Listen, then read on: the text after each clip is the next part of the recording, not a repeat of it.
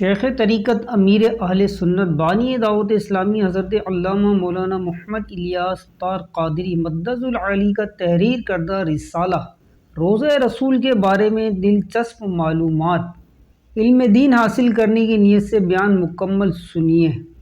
الحمدللہ رب العالمین والصلاة والسلام علی سید المرسلین، اما بعد فاعوذ باللہ من الشیطان الرجیم، بسم اللہ الرحمن الرحیم۔ درود پاک کی فضیلت۔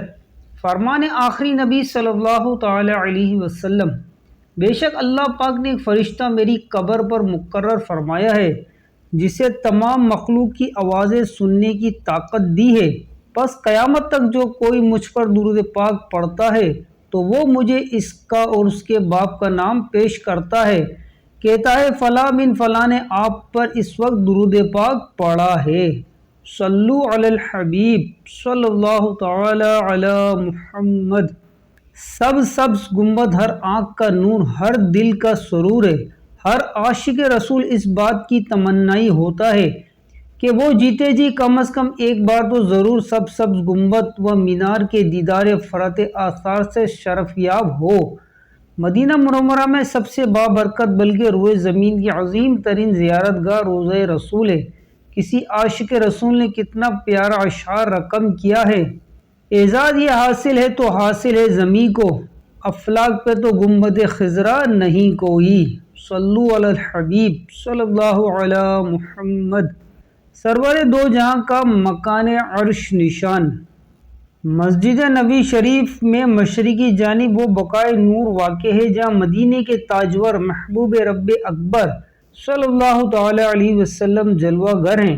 یہ وہی حجرہ مبارکہ ہے جس سے مسجد نبی شریف کی پہلی بار تعمیر کے وقت ہی سرکار عالی وقار مدینے کے تاجدار صلی اللہ تعالی علیہ وسلم کی رہائش کے لیے تیار کیا گیا تھا، اور یہیں ام المؤمنین حضرت عائشہ صدیقہ رضی اللہ تعالی عنہ تقریباً 9 برس تک اپنے سرتاج صاحب معراج صلی اللہ تعالی علیہ وسلم کے قدموں میں حاضر رہیں۔ اسی بنا پر اسے حجرہ عائشہ بھی کہا جاتا ہے۔ گارے اور مٹی سے بنی ہوئی دیواروں اور کھجوروں کی ٹہنیوں اور پتوں کی چھت پر مشتمل مختصر رقبے کا یہ گھر شاید اس وقت مدینہ منورہ کی سادہ ترین عمارت تھی۔ اس مکان عالی شان کی چھت شریف کی بلندی قد آدم یعنی انسانی قد سے 1 ہاتھ یعنی تقریباً آدھا گز بلند تھی۔ بعد میں اس کے اطراف میں ایسے ہی حجرات مبارکہ دیگر امہات المومنین رضی اللہ تعالی عنہم کے لیے یکے بعد دیگرے تعمیر کیے گئے۔ حضرت علامہ شیخ عبدالحق محدث دہلوی رحمۃ اللہ علیہ فرماتے ہیں، بعض مکانات جریر نخل یعنی کھجور کی صاف ٹہنیوں کے تھے، ان کو کمبل سے ڈھانپا ہوا تھا، اور دروازے پر بھی کمبل کے پردے تھے۔ تمام مکانات قبلے کی طرف اور مشرق و شام کی جانب تھے، مغرب کی سمت کوئی مکان نہ تھا۔ بعض مکان کچی اینٹوں کے بھی تھے۔ جن عاشق رسول کو اپنے مکان چھوٹے اور تنگ محسوس ہوتے ہیں ان کو چاہیے کہ سرکار دو جہاں صلی اللہ تعالی علیہ وسلم کے مکان عالی شان پر غور کر کے اپنے لیے صبر و تحمل کا سامان کریں۔ خوش روی کون و مکان اور تواضع ایسی، ہاتھ تکیہ ہے تیرا خاک بچھونا تیرا۔ صلو علی الحبیب صلی اللہ علی محمد۔ حجرہ مبارک میں وصال و تدفین۔ حبیب رب ذوالجلال بی بی آمنہ کے لال صلی اللہ تعالی علیہ وسلم اسی حجرہ عائشہ میں ظاہری وصال فرمایا۔ گھر کے جس حصے میں انتقال شریف ہوا وہی حصہ زمین آپ صلی اللہ علیہ وسلم کی قبر انور بننے اور جسم منور سے لپٹنے سے مشرف ہوا۔ ام المؤمنین عائشہ صدیقہ رضی اللہ تعالی عنہ اپنی وفات شریف تک اسی حجرہ مقدسہ میں مقیم رہی۔ شیخین کریمین کی حجرہ مطہرہ میں تدفین۔ مسلمانوں کے پہلے خلیفہ حضرت ابو بکر صدیق رضی اللہ تعالی عنہ کا جب وقت رخصت آیا تو آپ رضی اللہ تعالی عنہ نے وصیت فرمائی کہ میرے جنازے کو مدینے کے تاجور صلی اللہ تعالی علیہ وسلم کے روضہ انور کے پاک در کے سامنے رکھ کر عرض کرنا: السلام علیکہ یا رسول اللہ، ھذا ابو بکر بالباب۔ یا رسول اللہ صلی اللہ علیہ وسلم، ابو بکر حاضر دربار ہے، اگر دروازہ مبارک خود بخود کھل جائے تو اندر لے جانا ورنہ جنت البقیع میں دفن کر دینا۔ بعد رلت حسب وصیت روز رسول کے سامنے جنازہ مبارکہ رکھ کے جو ہی عرض کیا گیا السلام علیکہ یا رسول اللہ، ابو بکر حاضر دربار، دروازے کا تالا خود بخود کھل گیا اور آواز آنے لگی ادخل الحبیب الی الحبیب فإن الحبیب الی الحبیب مشتاق، دوست کو دوست سے ملا دو کہ دوست کو دوست کا اشتیاق یعنی شوق ہے۔ چنانچہ آپ رضی اللہ تعالیٰ عنہ کو حضور پاک صلی اللہ علیہ وسلم کے پہلو مبارک یعنی برابر میں دفن کیا گیا اور قبر اس طرح کھودی گئی کہ آپ رضی اللہ تعالیٰ عنہ کو مبارک سر حضور انور صلی اللہ تعالیٰ علیہ وسلم کے مبارک شانوں یعنی برکت والے کندھوں کے سامنے آتا تھا۔ پھر تقریباً 10 سال بعد جب امام العادلین مسلمانوں کے دوسرے خلیفہ حضرت عمر بن خطاب رضی اللہ تعالیٰ عنہ نے شہادت پائی تو آپ رضی اللہ تعالیٰ عنہ کو بھی حجرہ مطہرہ کے اندر خلیفۃ المسلمین حضرت صدیق اکبر رضی اللہ تعالیٰ عنہ کے پہلو انور میں مدفون ہوئے۔ یا الہی از پہ حضرت صدیق و عمر خیر دے دنیا کے اندر آخرت محمود کر، صلو علی الحبیب صلی اللہ علی محمد۔ حجرہ مقدسہ 2 حصوں میں تقسیم تھا۔ تمام مسلمانوں کی پیاری پیاری امی جان حضرت بی بی عائشہ صدیقہ رضی اللہ تعالی عنہ کا حجرہ مبارکہ 2 حصوں میں منقسم یعنی تقسیم تھا۔ ایک وہ حصہ جہاں قبور انور مبارکہ تھی اور دوسرا وہ جہاں آپ رضی اللہ تعالی عنہ کی رہائش تھی۔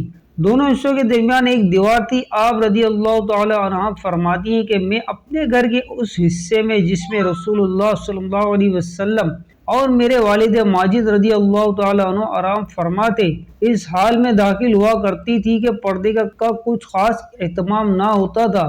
میں کہتی تھی کہ ایک میرے شوہر نامدار ہے اور دوسرے میرے والد بزرگوار ہے۔ جب ان کے ساتھ امیر المؤمنین حضرت فاروق اعظم رضی اللہ تعالی عنہ دفن ہوئے تو اللہ پاک کی قسم حضرت عمر فاروق اعظم رضی اللہ تعالی عنہ سے حیا کی بنا پر اس طرح داخل ہوتی تھی کہ میں نے اپنے جسم کو خوب اچھی طرح کپڑوں میں لپٹا ہوا ہوتا تھا۔ معلوم ہوا کہ ام المؤمنین عائشہ صدیقہ رضی اللہ تعالی عنہ کو اس امر میں کوئی شک نہ تھا کہ دنیا سے پردے فرما لینے کے باوجود بھی صاحب معراج صلی اللہ تعالی علیہ وسلم اور پیارے پیدر حضرت صدیق اکبر رضی اللہ تعالی عنہ اپنے اپنے روزے انور کے اندر رہتے ہوئے بھی مجھے دیکھ رہے ہیں، اور یہی عقیدہ امیر المؤمنین حضرت عمر فاروق اعظم رضی اللہ تعالیٰ عنہ کے بارے میں تھا۔ جبھی تو آپ رضی اللہ تعالیٰ عنہ کے روزے اطہر میں دفن ہونے کے بعد آپ رضی اللہ تعالیٰ عنہ حاضری دیتے وقت پردے کا اہتمام فرمایا کرتی تھی، حالانکہ قبروں کے پاس اس طرح پردے کا حکم نہیں ہے۔ میری مدنی بیٹیاں یا رب سبھی پردہ کرے، سنتوں کی خوب خدمت بہر صدیقہ کریں، صلو علی الحبیب صلی اللہ تعالی علی محمد۔ شیخین کریمین کے بعد کوئی یہاں دفن نہیں ہوا۔ شیخین کریمین رضی اللہ تعالی عنہما کے بعد حجرہ مبارک میں کسی اور کی تدفین نہیں ہوئی۔ ذوالنورین نے جامع القرآن مسلمانوں کے تیسرے خلیفہ حضرت عثمان بن عفان رضی اللہ تعالیٰ عنہ کی شہادت اگرچہ مدینہ منورہ میں ہوئی لیکن ایک فسادی گروہ نے حجرہ مبارک کے اندر آپ رضی اللہ تعالیٰ عنہ کی تدفین نہیں ہونے دی، چنانچہ آپ رضی اللہ تعالیٰ عنہ کو جنت البقیع میں دفن کیا گیا، جبکہ مولا علی مشکل کشا حضرت علی المرتضی شیر خدا رضی اللہ تعالیٰ عنہ کی شہادت مدینہ منورہ سے بہت دور کوفے میں ہوئی، لہذا آپ رضی اللہ تعالیٰ عنہ کی تدفین بھی حجرہ مطہرہ میں نہ ہوئی۔